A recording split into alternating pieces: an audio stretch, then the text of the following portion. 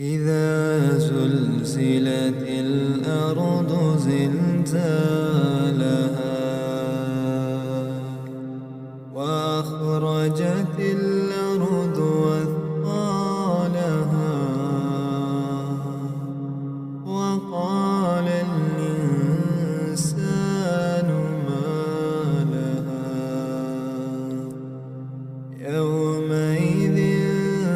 تحدث أخبارها بأن ربك أوحى لها يومئذ